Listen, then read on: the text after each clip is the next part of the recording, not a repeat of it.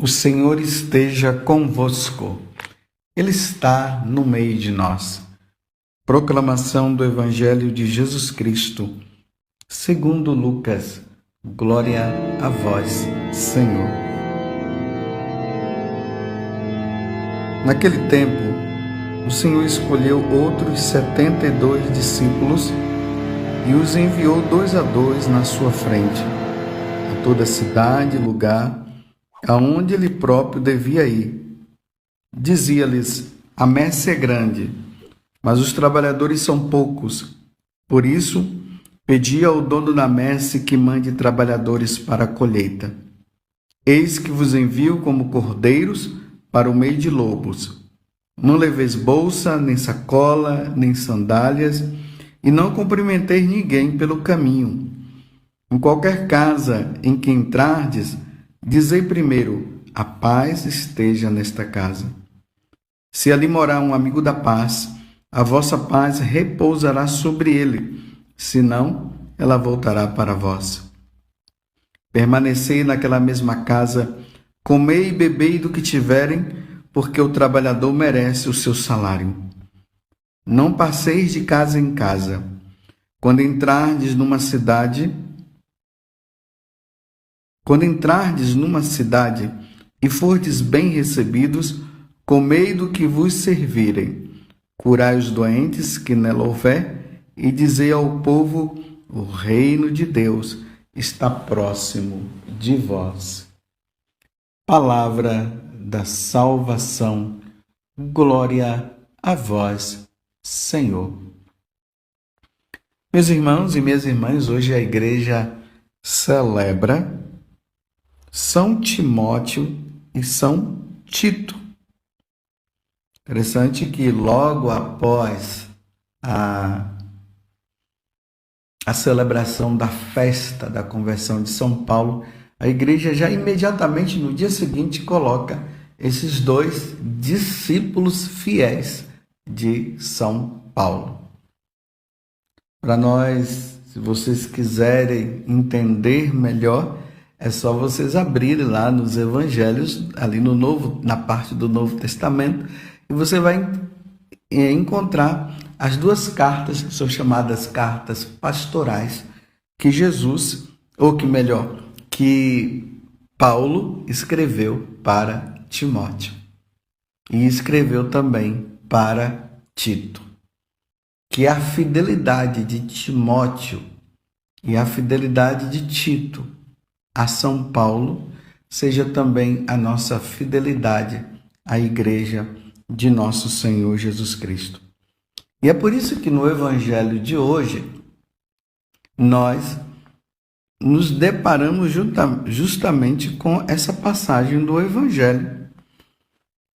Lucas capítulo 10, do versículo 1 até o 9, que é o envio dos discípulos de nosso Senhor Jesus Cristo.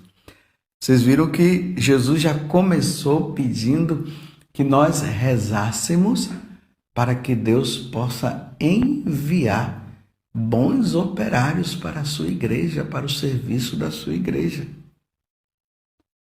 Se Ele está pedindo para nós rezarmos, vamos rezar. E aí Ele vai colocando as condições, como os discípulos devem se comportar, o que eles devem dizer, quando eles forem numa casa, como é que eles devem agir com as pessoas daquela casa. Aí manda expulsar os demônios, proclamar a boa nova. Só que aqui, no versículo 3, Jesus fala algo que é muito importante e que nós não podemos deixar passar despercebido. Jesus diz assim: eis que vos envio como cordeiros para o meio de lobos. Olha só. O envio dos discípulos é para também estar no meio de lobos. Vocês já perceberam como é que os lobos eles agem quando eles veem os cordeiros? Eles avançam, e eles avançam para matar, para destruir, porque eles querem comer os cordeiros. E Jesus faz justamente essa comparação. Vamos entender melhor o que significa esses lobos que os cordeiros estão sendo enviados.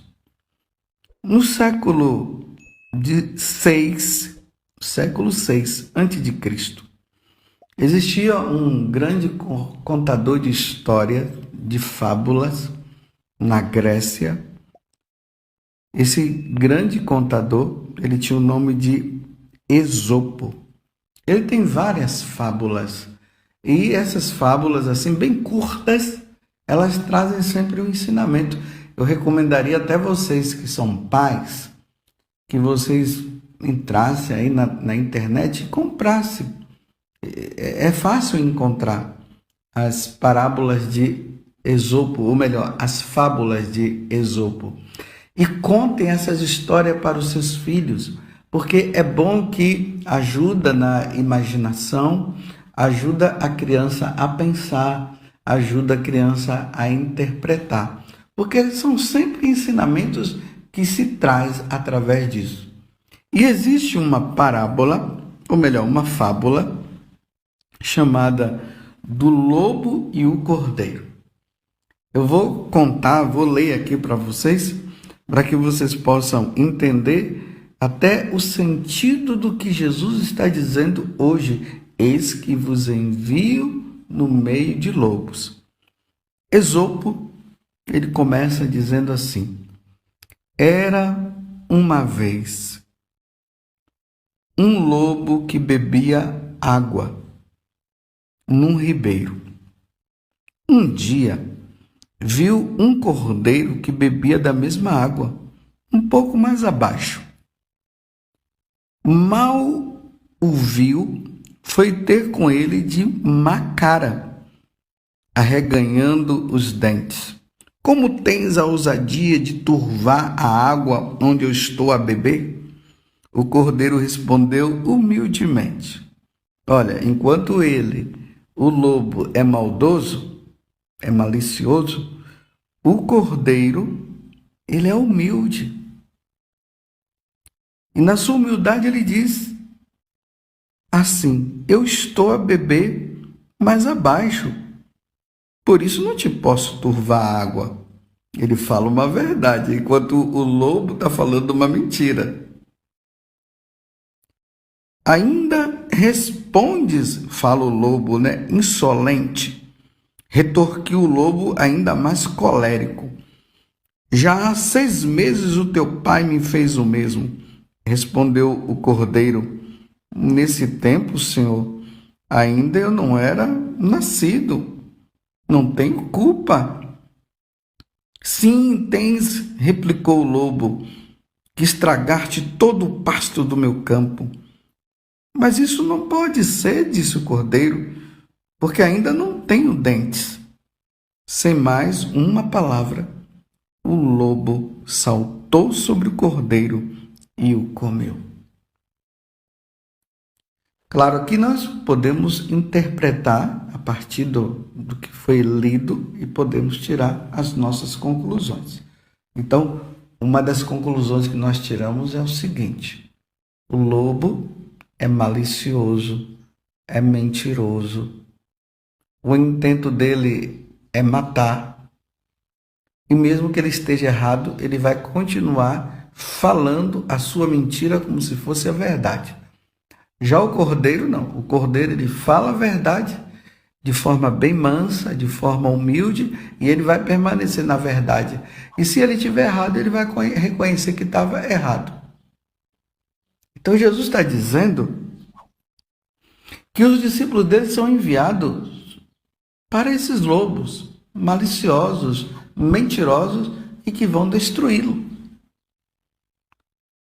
Voltemos ali no Evangelho e nós vamos ver que Herodes, ele foi um grande lobo. Lembram-se quando os 3 reis magos foram em busca de Jesus que havia nascido, porque a estrela indicava o lugar onde Jesus havia nascido aí, eles vão lá em Jerusalém, porque Jesus havia nascido em Belém, para perguntar, e aí Herodes, na sua malícia, ele acabou mentindo e queria já matar Jesus, porque ele achava que Jesus tinha vindo para tirá-lo do trono. E como aí ele pediu para os 3 reis magos que eles voltassem e dissessem, quando encontrassem Jesus, eles voltassem para dizer aonde Jesus estava. E lá os anjos disseram, não vão embora porque Herodes quer matar as crianças. E aí Herodes mandou matar todas as crianças menores de 2 anos. Malícia, a maldade dos lobos. Lembrem-se também que Herodes também mandou matar João Batista. São os lobos. E na história da igreja nós vamos vendo os imperadores que eram justamente esses lobos que mandaram matar os primeiros cristãos. E quantos cristãos morreram por causa da malícia dos lobos, a maldade dos lobos? Então aqueles que são enviados por nosso Senhor Jesus Cristo precisam entender isso. É por isso que na carta, ou no livro de Ezequiel, Deus diz assim para Ezequiel: eis que vos envio para um povo de cabeça dura. Os lobos não querem saber de Deus, os lobos não andam na verdade, os lobos são maliciosos. E quando ele encontra um cordeiro, ele quer matar para comer. Então os lobos deste mundo, que não querem saber de Deus, quando eles encontram um discípulo do Senhor, eles começam a inventar história, começam a inventar calúnias. Quantas calúnias, quantos bispos e sacerdotes foram vítimas dos lobos deste mundo, que inventaram calúnias, que foram enganados, que foram, e diante das malícias dele, das maldades dele, porque eles não acolhem nosso Senhor, eles não querem saber da verdade, eles não querem saber de Jesus, eles não querem se salvar. Ou melhor, eles nem acreditam em salvação, eles nem acreditam em céu, nem acreditam na eternidade, nem acreditam em Deus. E aí quando eles veem a verdade sendo proclamada pelos cordeiros, pelos discípulos de nosso Senhor Jesus Cristo, eles ficam enraivecidos. E aí eles procuram todas as formas possíveis e imagináveis para destruir os discípulos de nosso Senhor Jesus Cristo. Foi assim que eles fizeram com Jesus. As autoridades daquele tempo foi assim que fizeram. Eles não encontraram nada que pudesse condenar Jesus, então eles inventaram história, começaram a contar história, porque Jesus era uma ameaça para eles, embora Jesus não fosse uma ameaça. Jesus estava ali para salvá-los. Mas os lobos não querem saber. Hoje é só nós olharmos em volta e nós veremos os lobos que estão aí, fazendo de tudo para destruir a igreja, para destruir os seguidores de nosso Senhor, para destruir aqueles que levam a palavra do Senhor com malícias, com mentiras. Mas vocês sabiam de uma coisa? Eu tenho pena desses lobos, porque a recompensa deles será justamente aquela recompensa que Deus jamais queria dar. A condenação eterna por tanta maldade feita. E os cordeiros? A salvação. Nesse mundo, meus irmãos, saibam de uma coisa: os lobos, eles acabam imperando, porque os lobos estão a serviço de Satanás. Eles podem até destruir os discípulos de nosso Senhor, que são os cordeiros. Eles podem até levar à morte, mas o que eles não podem é matar a alma, como o próprio Jesus falou. E foi isso que vem acontecendo durante toda a história da igreja. Mas o que nós precisamos fazer? Primeiro, nós precisamos levar a mensagem de salvação para eles também.